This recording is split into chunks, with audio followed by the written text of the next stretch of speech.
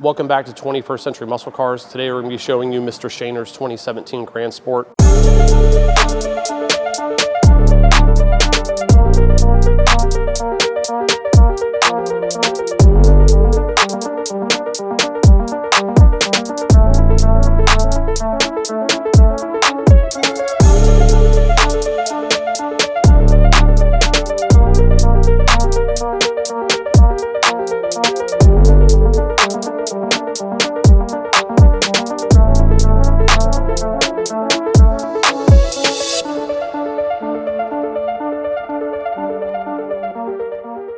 When he initially came to the shop, he had the intentions of just making his car sound better. So we added some long tube headers, high flow cats, X-pipe, and he wanted to add a Borla attack exhaust. That lasted all of about 3 weeks before things escalated rather quickly.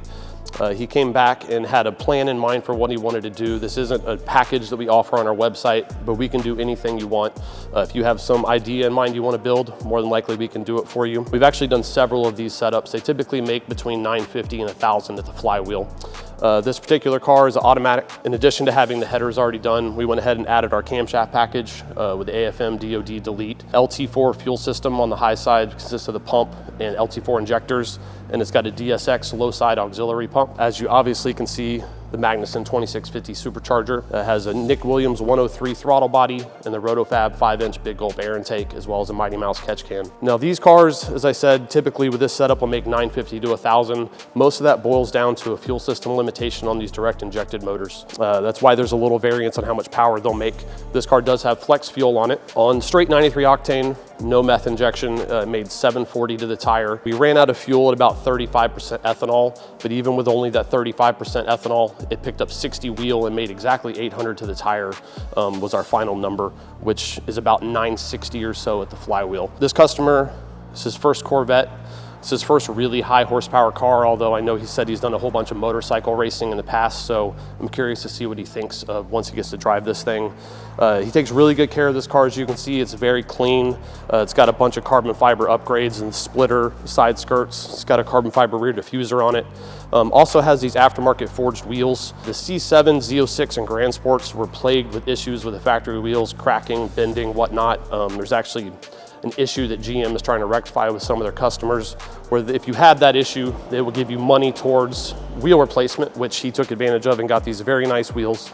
Not only does it fix the issue, but they're really pretty, but they also look very close to stock, which I like. If you know what you're looking at, you can tell they're different, but if you see it rolling down the road, you'd think it was a stock Grandsport. If you guys watched our previous 575 horsepower video we did for the C7 Corvette, you noticed that I talked about during the camshaft upgrade, if you had plans to add boost, you need to go ahead and add the forged rods and pistons at that time. When we had this thing apart to do the cam, we added the forged rods and pistons because we knew how much power we planned on making. The LTs have issue with the pistons liking to break once you get to a certain power level. This eliminates that issue. Something else I wanted to mention on this, people always want to know these details. This car makes 15 pounds of boost, so it's not anything crazy as far as boost number. I'm very comfortable with that, even on pump gas, no methanol. On E, I'm not worried about it at all. This thing should be an absolute monster on the street. With it being an automatic, probably take a little getting used to for the customer. All right, guys, I'm gonna go ahead and start this thing up so you can hear it, and then we're gonna strap it down on the dyno so you can see how much power it made.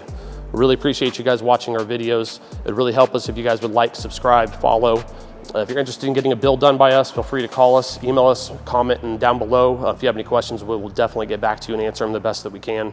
We really appreciate it. Thanks, guys.